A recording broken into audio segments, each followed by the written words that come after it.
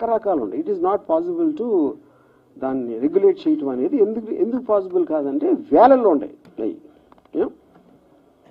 కానీ డేంజరస్ ఏంటంటే social media కన్నా ఎక్కువ మెయిన్ స్ట్రీమ్ మీడియా. ఎందుకంటే మెయిన్ స్ట్రీమ్ మీడియాకి ఒక పేరు ఉంటుంది, ఒక రిజిస్టర్డ్ కంపెనీ ఉంటుంది. అప్పుడేంటి ఇలా మంచి అంతా ఒక చిన్న బిల్డప్ ఇచ్చి వాళ్ళకి ఒక ఆఫీసు, స్టాఫ్, యూనిట్ అందరూ ఉంటారు కాబట్టి ఎంతో కొంత సీరియస్గా తీసుకోవాలి అనే ఒక సైకలాజికల్ ఫీలింగ్ ఉంటుంది సోషల్ మీడియాలో వచ్చిన పోస్ట్కి, మెయిన్ స్ట్రీమ్లోకి వచ్చిన న్యూస్కి. కానీ ఇప్పుడు ఏమవుతుందంటే, ఇప్పుడు మెయిన్ స్ట్రీమ్ మీడియాకి లెక్చర్ ఇచ్చే ఉద్దేశం నాది కాదు, but I'm just trying to point out that point.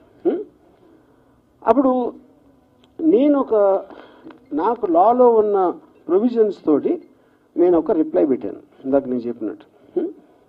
నాకు దానికి రిప్లై రాలా, ఫర్ వాట్ ఎవర్ రీజన్స్. ఆ రీజన్స్ నాకు తెలియదు రిప్లై రావడం.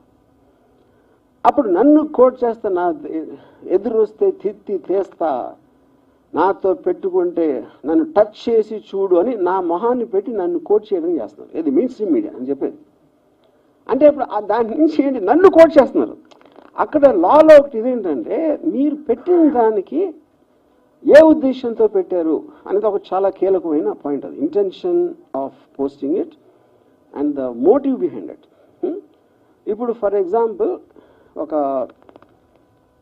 అమెరికాలో CNN and Fox News, CNN and Fox News ఇద్దరికి పడదు.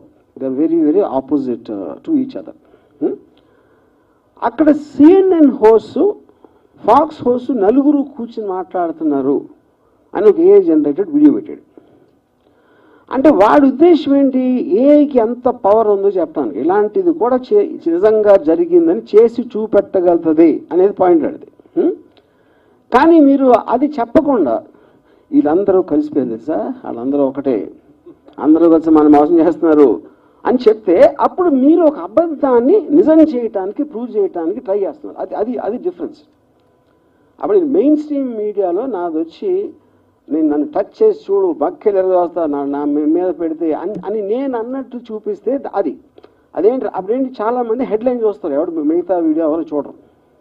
వాళ్ళు పెట్టేది కూడా అందుకే, అది కూడా వి అండర్స్టాండ్ దట్ యూనో. అప్పుడు mainstream media in a way అది తప్పని అంటే, మళ్ళీ సెకండ్ టైం చెబుతున్నా, it is actually more dangerous than social media. Social media ఎవడెవడో ఏదో వాగుతూ ఉంటాడు, ఎవరో పట్టించుకోలేదు. కానీ మీకు అలాంటి పేరు వచ్చినప్పుడు వస్తుంది. అది దానికి one of the biggest examples recent టైమ్స్లో నా కేసు. నేను హైదరాబాద్లో ఉన్నాను, మొర్రో డెన్లో ఉన్నాను అని 3 రోజులు చెప్తున్నాను. నేను లైవ్లో ఇంటర్వ్యూలు ఇస్తున్నాను టీవీ ఛానల్స్కి వెళ్ళి, అయినా కూడా they are not stopping that. అదొకటి. నెక్స్ట్ ఏమంటున్నారు, ఇక్కడే ఉన్నా ఇంకా పట్టుకోవట్లేదని పోలీసులు పట్టుకోని పట్టుకోవాలని ఎప్పుడు చెప్పారు అసలు నీకు? అంతకన్నా జోక్ ఉంటుంది కదా. అసలు వాళ్ళు చెప్పలేదు, వారెంట్ ఉందని చెప్పలా, పట్టుకోవడానికి వచ్చామని చెప్పలేదు. ఇంకా పట్టుకోవట్లేదంటే గవర్నమెంట్ మారినా ఇప్పుడు కూడా పోలీస్ శాఖ వైసీపీగా పనిచేస్తుంది అనమాట. అండ్ అదొకటి.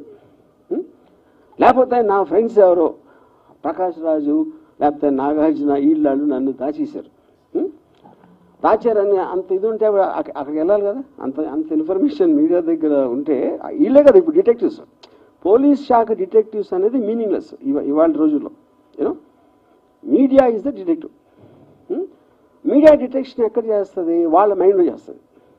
దానికి ఎవిడెన్స్ కానీ దానికి ఒక సపోర్ట్ బేసిస్ అనేది ఉండదు.